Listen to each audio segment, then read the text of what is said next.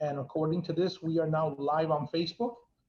Hello, everybody that's listening now and will be listening later on. I'm Joaquin Gutierrez, coach, trainer. I'm here to present probably a perspective that many of you have not considered or looked into, which is an owner's rep.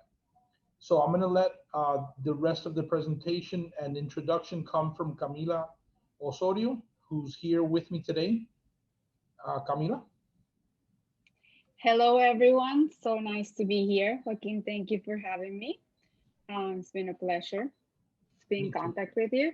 And yes, I'm very happy to be able to share what I do with all of your team. It's been something that has been a dream of mine to be able to share what I do with a different part of the real estate and industry. Let's just call it that way. So let's get started. My company name is NeoK, and as you can see, it's construction and real estate solutions. How do I approach construction and real estate solutions? And how does that concern you guys? Let me tell you a little bit about my background first. I am a former general and roofing contractor. That means I operated under a license for a long time, and I've chosen to go the consulting route. I did that after I finished my MBA, and I got a exposure to real estate development, and I understood that there was always something bigger. I speak English, Spanish, and French fluently. So that's always very useful for any kind of customers that you'll get here in South Florida. And I have 16 years of experience in project management for construction. What does that mean? That means I have been involved with large and small scale projects. I have been involved in multifamily construction up to $280 million. That project was Privé in Aventura. That was $280 million and 160 units. I've also done all different other kinds of projects, and I listed there for you. Some of my experience in multifamily low rise can be, in the few $1 million, with as small as 6 units or 4, if needed be. I also have hotel and retail, and then single family homes and renovations and additions, which is why I'm here with you today. So if I can ask you a really quick question about that. So what, and I want people to be able to think of what you're presenting to them and be able to adapt it to what they do for a living. So what would be the best time? First of all, you said that you do, let's say, updates or renovations to a property, additions also, right? Yes. What would be the best point for someone to bring you into a project? Would it be during the planning or once they're starting to get ready to start hiring people? So the rule, as in everything in life, is to be proactive, right? And that means that as early as possible, when you bring in a consultant, that's when you want. You want to be able to connect with the owner early in their inception of their idea, if possible, when they're just beginning to form an idea of what they want to do. It's the better, because that's where I can better guide them. This is all about guidance, what I do. So to connect on that, let me explain to your audience what an owner's rep is and what it does. So we are hired to manage and execute a construction project, and it will always be on behalf of the client. Why? Because not a lot of people have the industry knowledge or the resources to do it themselves or to do it in-house. So that's why I use the word owner, because an owner doesn't necessarily mean a developer or an experienced investor. It just means anyone that is interested in approaching any type of construction project. And why? Why is it good to bring in someone like me?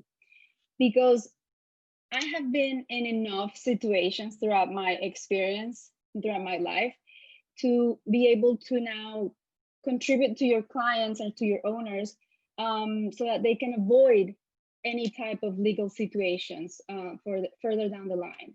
They can also avoid overpaying for services or losing money from, paying deposits or paying contractors that might not be able to finish jobs. And so all of that happens is when we implement everything in the process of construction efficiently.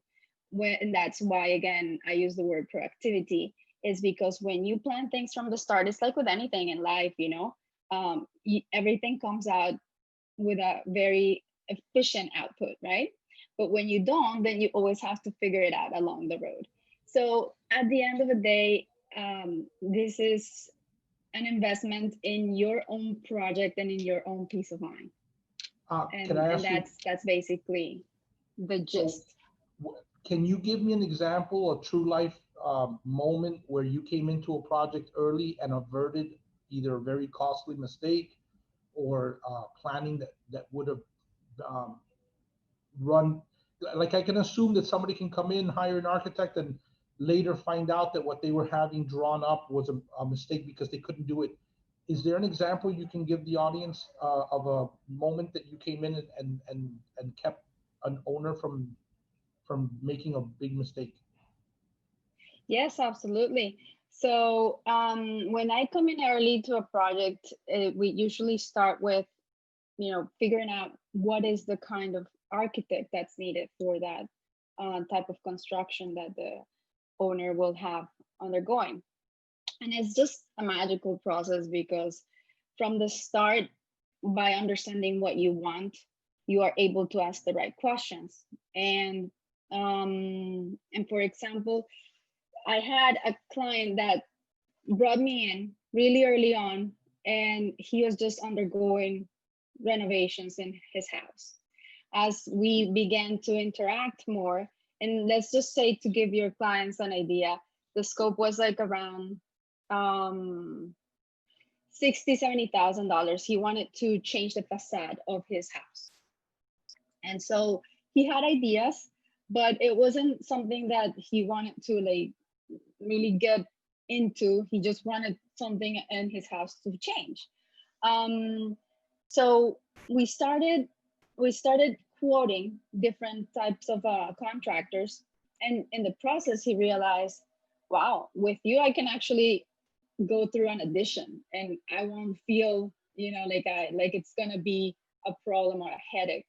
And so he was able to expand into even more of a scope with ease, because he knew he had the right person helping him throughout all of the decisions that he had to make. That's an excellent example. That is the kind of work that I like to do, because truth is, we all love to improve our homes, we all love to make changes, but it's very intimidating to know exactly how and when and what is even in your own house. Because, for example, if you have a lot of different, like, let's say you have a wish list, you also have to know what order to tackle when you start. And sometimes, people say, well, let me just start with the bathroom because that's what I need right now.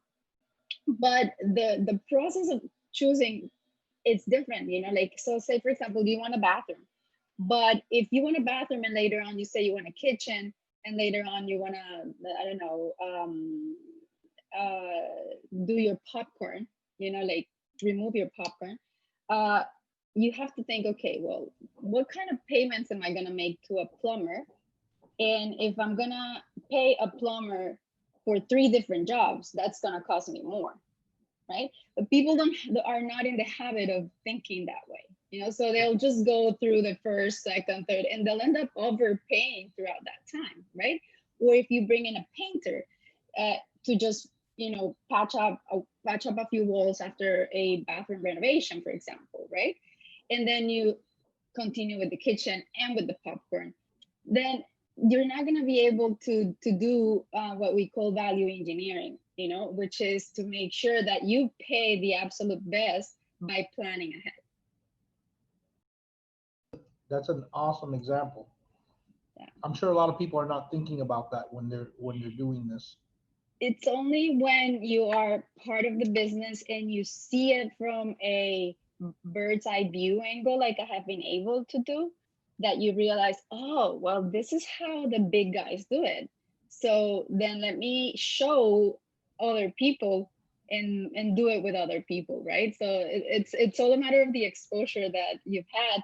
And in my case, I've always loved construction. I love real estate development, but I also love to be able to do things my way, and I like the freedom of what this allows me. And so that's why my interest is going into single family homes, additions, and renovations, because it's where I can really teach people how to implement all these processes correctly, and at the same time I can have my freedom. That's actually, because what you're showing here is the benefits, not only saving you money, but also using the money that you're already going to use to expand the project, without expanding your budget. That's very Right, smart. because, and that's the beauty of knowing what you're doing when it comes to construction.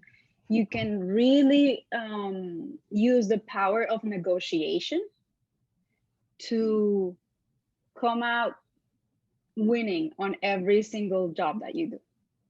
Well, one of the benefits that I think people don't see right away is that they also have someone who's involved in negotiating for them, which would be you, and you're not emotionally attached to the transaction. You're helping them without getting emotional about what's going on.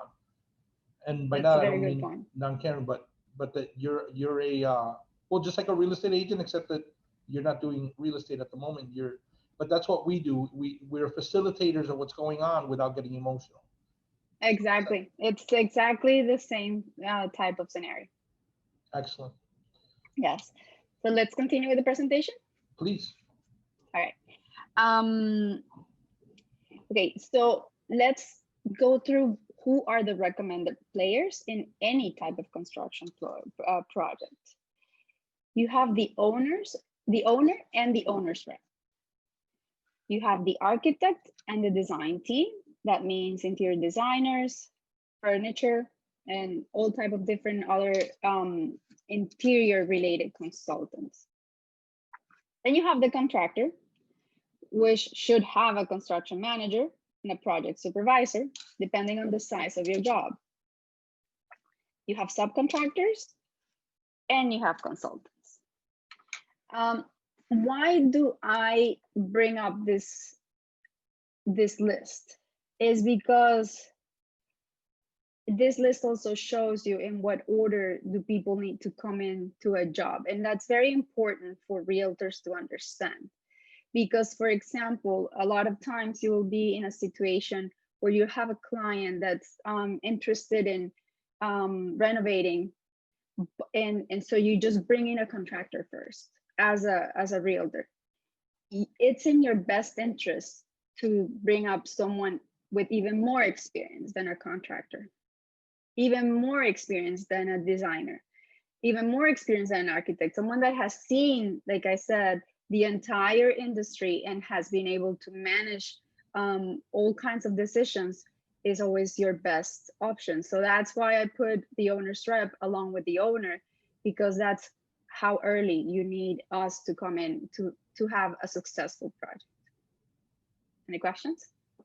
Oh, I was just going to point out that it makes sense for you to be from the very beginning, because you know at what points these people need to come in and out of the work. And if you hire the last guy on the list, he's just going to give you a price that has to do with the end, and he can't contribute any information about acoustics or architecture or design, or it's just going to be the guy who hits the nail. And I don't want to make a subcontractor sound less important, but it's just the guy who does the labor at the end, not the planning. So yeah, I'm glad that you did this. This list is excellent. And you want to gauge through experience and the interest that everyone will have, because it's back to what you were saying, it's emotional attachment, right? So if you bring in an interior designer, for example, the experience will be on a lot of aesthetics, right? But it might not be focused on a lot of technical competence, right? Yes. and that already compromises the best output that that project can have. I see that. The same thing happens even with an architect. You know, architects these days, they don't make a lot of money in the projects that they get into, and when they are pushed to provide extra services for, you know, gathering of other team members, it compromises their ability to provide the best service for you. You don't want to put an architect in the place, if unless you have it in the contract with him, you don't want to put him in a situation where he's going to have to become your advisor as well, because he's not going to like it. He's there to, he has been contracted to design or to prepare plans for you. And if you start asking him for favors, you start to compromise the quality of the project. No, and the other thing that I can see from what you're explaining is, let's say that I have this home that I want to add. I've always wanted a window in the bathroom. Let's say the window, the master bedroom has no windows, which this is from something that did happen with me. If I come in there and say, hey, Mr. Contractor, I want to put a window here, without talking to a designer first or someone like you that has experience with both of those things, if I say put a window this size and they just give me a price, you're actually looking at the process in advance and saying, well, if you do that, you're going to have to do X, Y, Z to get there. Those are very expensive. But if you do it this way, it's going to avoid having to do one of those steps. So, right. Yeah, excellent. And it goes back to another point that we made before, and is the wish list. Because someone that might want to change that window may have other things they want, and it's good for someone to use that feedback loop to figure out, okay, yeah, I do want the window, but you know what, I also want to repaint my home, exterior, interior, all of that. So what I also help owners do is to understand their priorities, because when it comes to construction, that's also really hard. Excellent. Right. Okay, so let's keep going. I wanted to bring up this topic, the coordination of the scope of work, because it's back to what I was telling you. It's not something that owners or even consultants or designers that are brought into jobs really take the time to work on.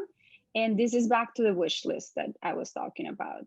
So knowing what you want is always gonna help you have better processes, you know. And this is something that is really helpful for them. I'm sorry, exactly. I didn't mean to interrupt you. No, don't worry. This is something that realtors can shine. They can shine if they use terminology like this, for example.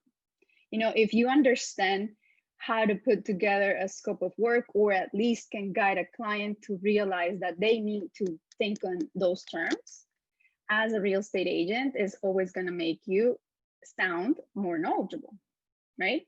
And so why did I again brought this up is because this is where proactivity comes in. So when you have a client, for example, that wants to do a few things, if you bring up the concept of the scope of work, you'll explain to them that, hey, you know, you need to start doing things early, give yourself enough time. You know, it's not something that that happens overnight. A lot of times, you know,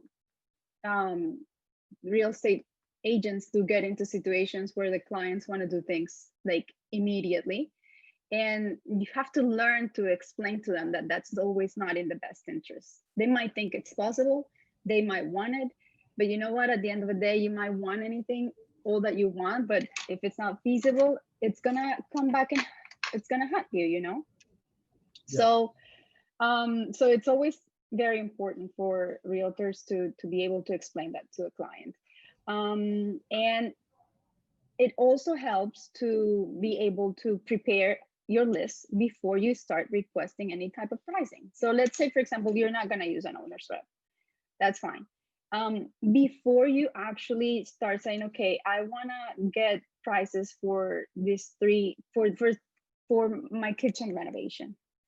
Go through your kitchen and understand what are the features that you want, because what I see happens with a lot of clients is that they don't take the time to hone in the details. And so when they start the bidding process on their own, you'll have a company that will give them A, B, or C, and then it gets so much more convoluted because you're not really comparing apples to apples. So that is something that any real estate agent can adopt to the way they consult with their clients, to make sure that they suggest for them to always understand what they want so that they can compare apples to apples later on. You know, I'm assuming that there are a lot of times where somebody tells you, this is what I want to do in the kitchen, and then you come in and say, well, now that you're going to do that, have you considered doing this and this and this, which can be folded into that very closely to that price. Yeah, and you know that actually brings up that saying that two minds think better than one. Yes. Well, you always want the have experienced person, right? you want to have more minds thinking and seeing things from different perspectives. You know, like for example, if I come in and it's a situation like that, I'll think about something like schedule. You know, how do you want to schedule this job? Like, if you're going to tackle this area of the house, and is it going to require for you to move to any other place or move from one area to the other? So I will think on bigger scope of things, you know. Yeah. And so that's always helpful. Okay. This is another topic that I wanted to brought in, and is the industry standards. I've noticed in the experience that I've had that not a lot of people really understand the benefit of sticking to standards when it comes to construction. And it's something that I know it's always beneficial. Why? Because this is like people have done their homework for us. And these are tools that are out there for us to use. And if we don't use them and something happens to us, then we complain, right? Right. So AIA documents for even the smallest job are the most useful documents you will have. Why? There's already all kind of legal details that have been tackled in those documents that will protect both you as an owner, you as a consultant, if you're say for example, if you're a real estate agent suggesting, and it will protect also the contractor and their rights, you know, because you want to be fair to everyone. So digressing from using any kind of documentation like this is not always the best idea. It's a little intimidating, and not a lot of contractors use it for that reason, because it can be intimidating in the sense that, you know, there's just a lot of legal terminology that's used in there. But you have to remember that when you are talking about money, when you're talking, let's say, going any higher than $30,000 of expenditure, that's serious money already. Absolutely. And you know, and I think the one place where I can, with my experience, which is less than yours in this matter, but let's say, for instance, some people don't realize that even like construction has different driveways, have different weight measurements on how much they can tolerate. And just something as simple as the concrete that they use or how they use it, you could have your work destroyed in a short amount of time. So those are the things that you're avoiding, but in a larger scale, right? Exactly. It's always, quality can be compromised in so many ways. And by using the right documents when it comes to standards, it will protect you. The same thing as creating a budget, for example. I bring that up in there. You want your contractor to organize his own thoughts before he comes into your job. you want him to tell you how is he going to tackle the sequences of construction.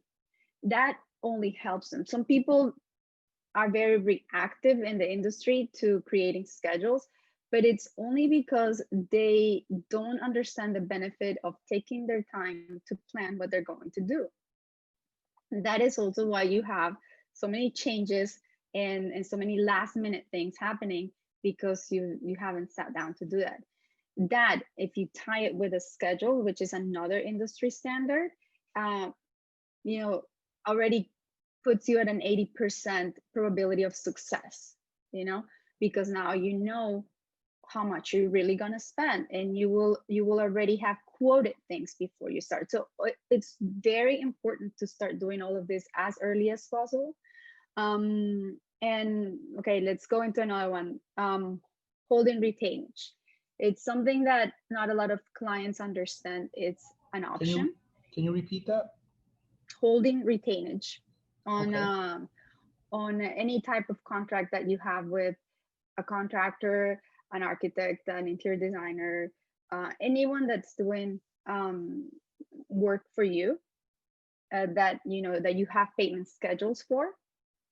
You can hold retainage to guarantee that at the end of the job, that person will be under the pressure of completing satisfactorily, so that they can get what you're holding for them. And that is something that not a lot of clients in single family or renovations type of work use. Another one that I've come across that people don't really understand is the lien law.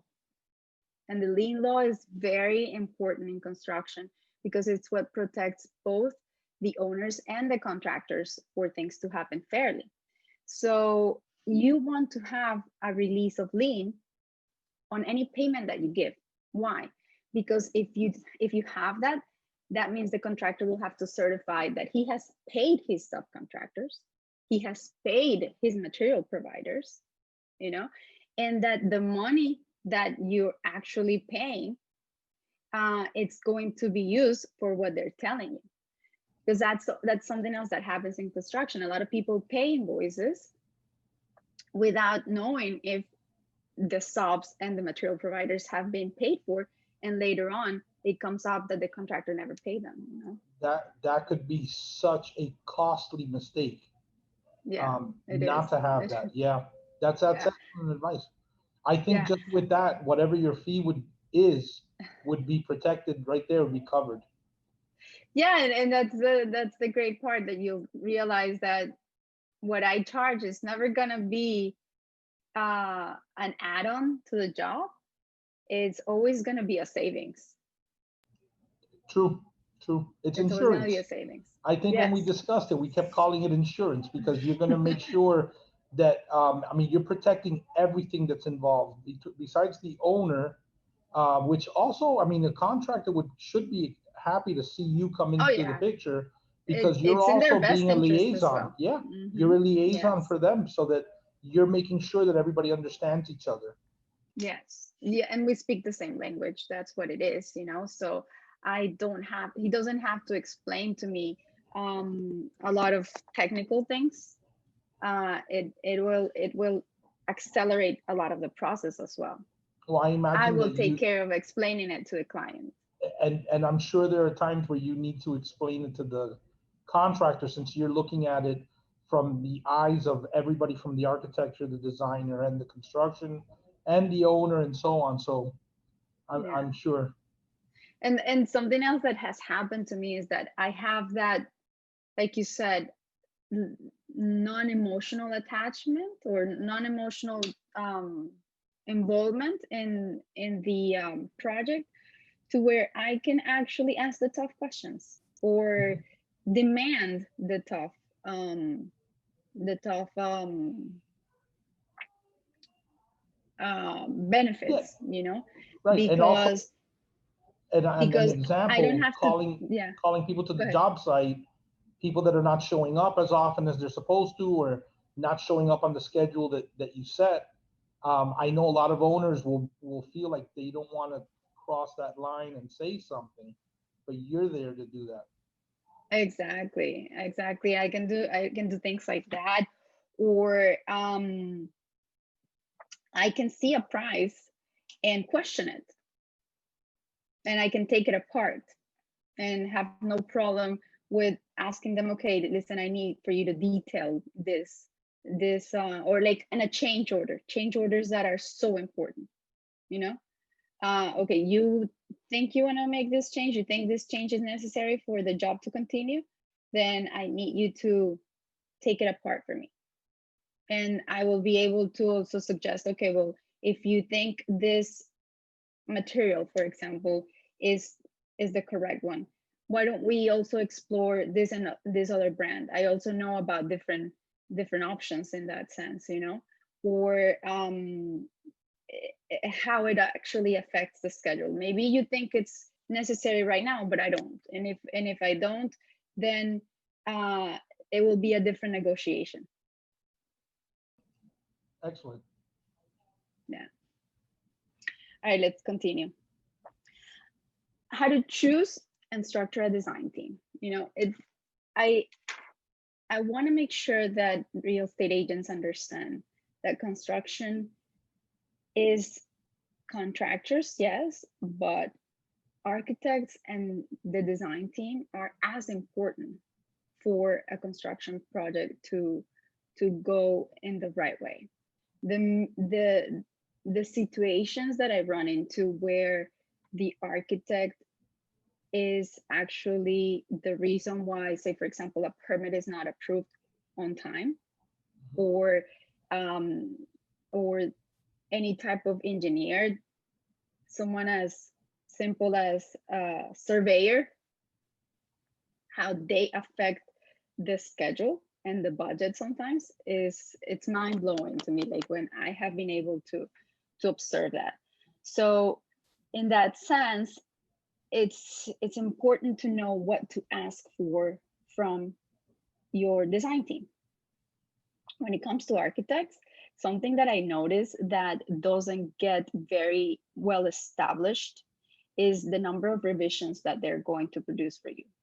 Because usually what happens when these projects get started, the owner is looking to save money, and so they want to pay as little as possible, so that the architect can prepare plans.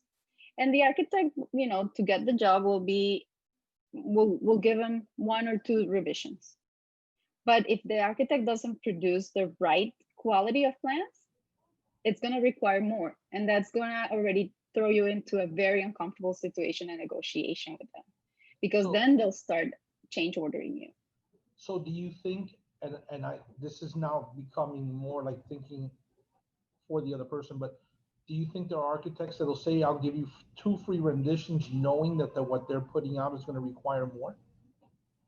No, no, I don't think necessarily it will be like an intentional strategy, but usually if the complexity of the job um, is the complexity of the job has to be reflected in the plans. And what I've noticed is that they will provide you with plans that are not very detailed. So that will cause for the building departments to start asking for more details. And something that a lot of designers in this case don't like to do is to start providing all those details, because that's not how they price their jobs, you see? So it's better to be clear from the start that I want a level of details in the plans to take me all the way to let's say, like I have their takeoffs and counts, you know. It'll cost a little more, but it's so much more worth it. So that's very important, because if you have the right set of plans, it makes it easier for the contractor, makes it easier for the subcontractors, and it makes it easy for the permit approval process. Oh, it's like cooking with a better recipe, right? Yeah, I like it. I like the way you put it. Absolutely. And the same thing happens with interior designers. I've noticed that a lot of owners, without knowing, they give too much power to the interior designer, and it's not always in their best interest. You want to, for example, keep as many subcontractors under the supervision of the general contractor, because again, it's lien law protection. Everyone has different kinds of insurance. You know, this is all layer after layer of protection. And so the more you respect that, the better protected you're going to be. Another thing with interior designers, they have to follow also the processes of construction, and not a lot of them really like to, or take the time to do it. So making sure that they have very clear implementation of the processes is always better. For them to actually do submittals, you know, and specify the different finishes. They have to be very detail oriented for the design process to take place even better. And then another thing that I've noticed is that they're not the best at giving you the best quality for the best value. And someone like me knows how to push them to do that, for them to choose a more cost efficient product over a product that they're going to be able to charge more margin on. I see. Yeah. Let's continue. To the general contractor, how to choose one. It's very interesting, but it's a very obvious profile for me. So my number one thing with a general contractor these days is that they have to be technology oriented. If they don't manage technology, you're not going to have a good project. And what do I mean by technology oriented?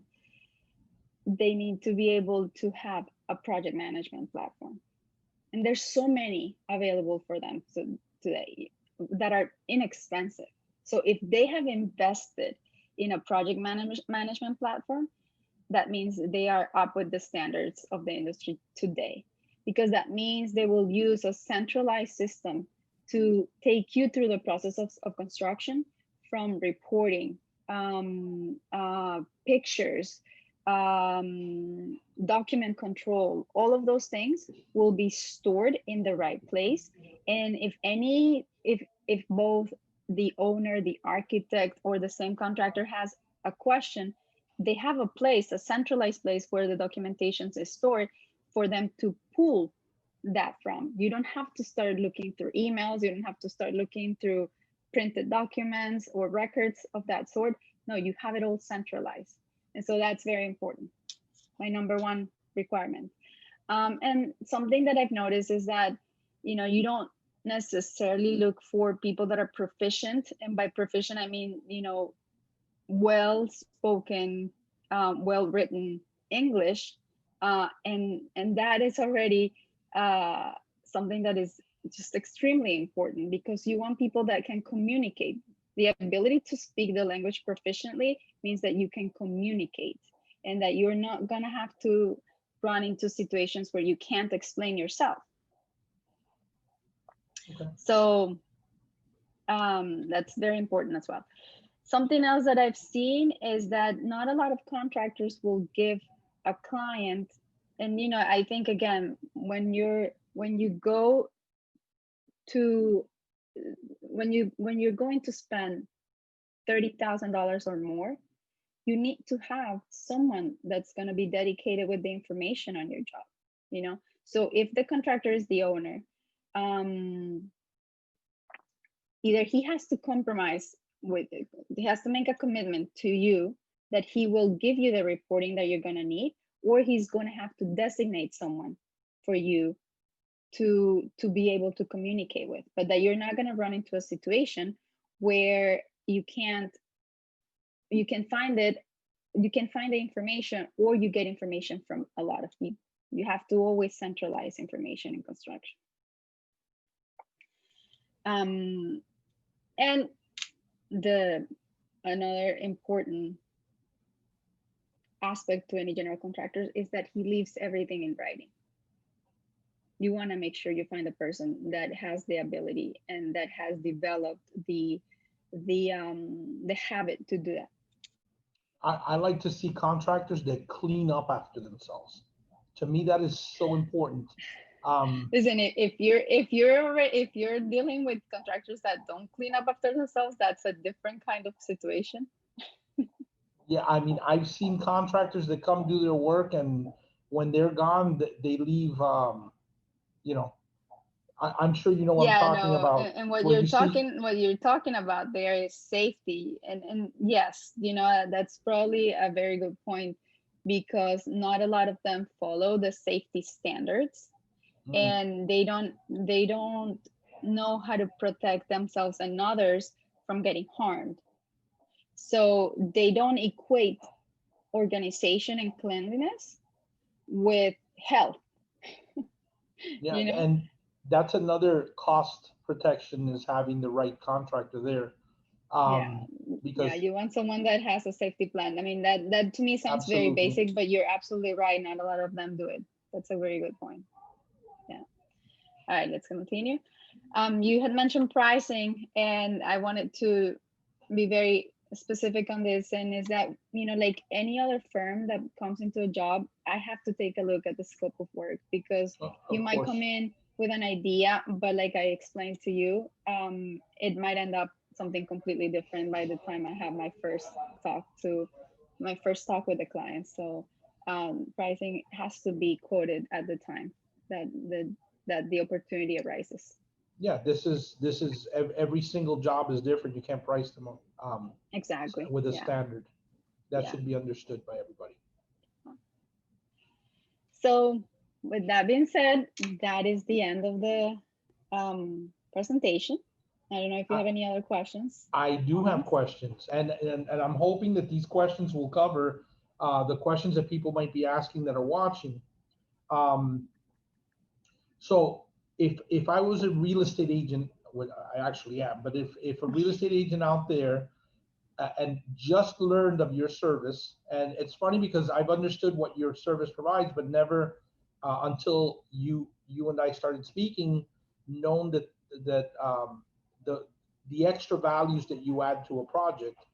So if I have a client out there who's looking for land, who's thinking of buying land so that he can build his dream home, you would probably be the right person for him to start. Should he speak to you before he selects the land? Is that very important, or could he buy his land and then get you involved? Well, And I know that you would have a preference, so maybe the answer is whatever your preference is as far as coming into the deal. no, I think that's the best question you could ask. There is, again, back to the industry standards, that part of the process is called due diligence, Yes. right?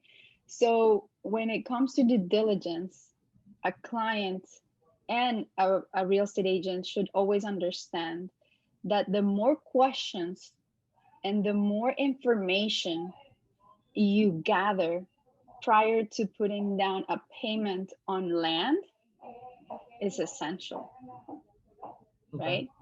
So you always want to be able to gather information, and to gather information you need a team.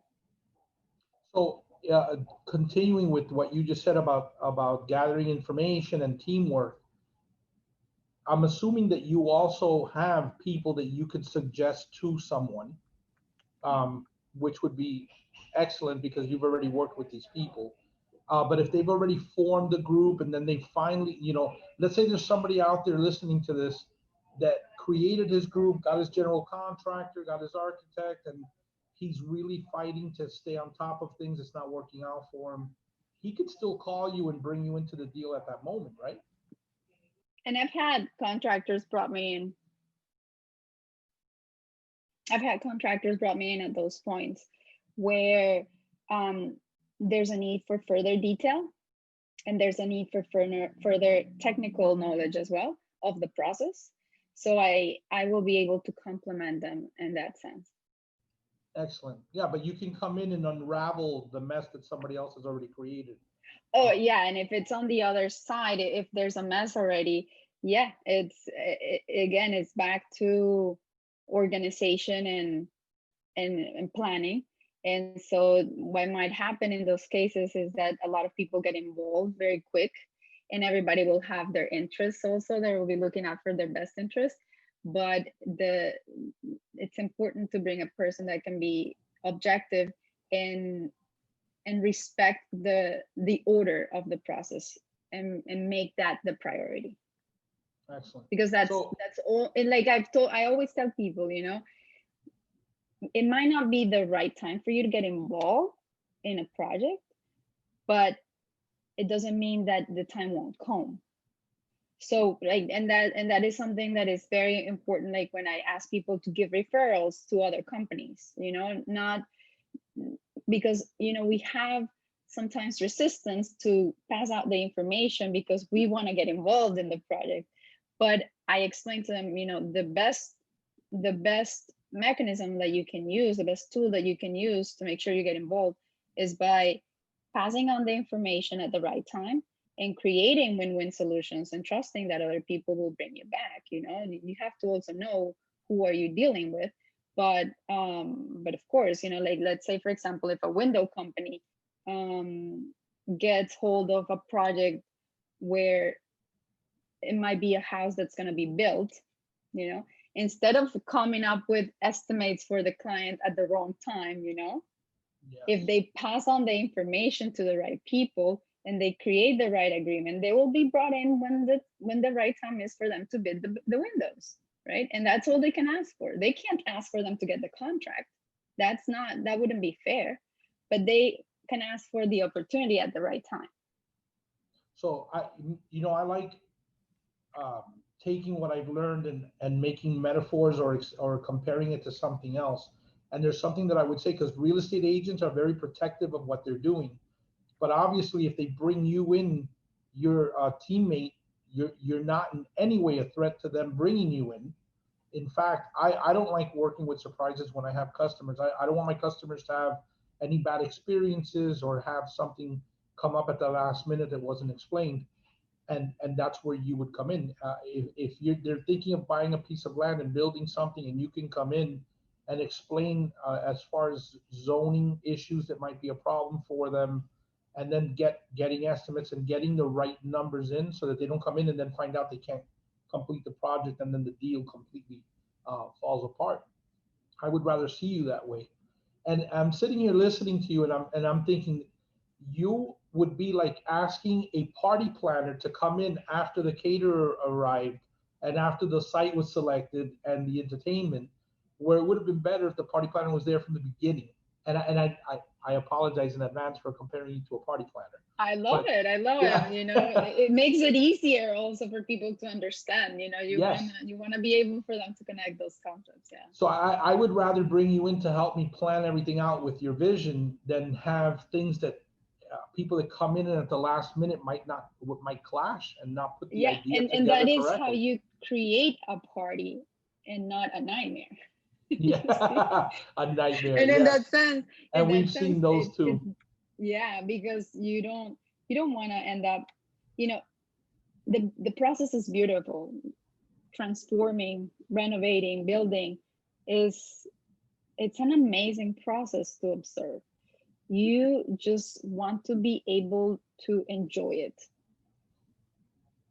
Yes, I agree with you. Get the headache out of it. Yes, and there is a way. A lot of people think, oh no, it's impossible. You're gonna run into call Camila. That's it. That's what you do. So bring in the right person. Yes. So if for those of you out there that want to reach Camila, we're going to put her information underneath this presentation. This will be turned into a video, and it will be attached to the end as well, maybe also the beginning.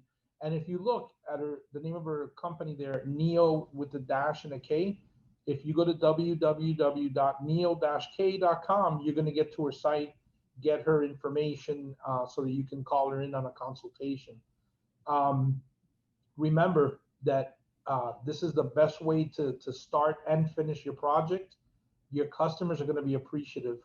And as she said, she's been involved from small projects to large, very large projects that a scope that most of us would probably never get to experience.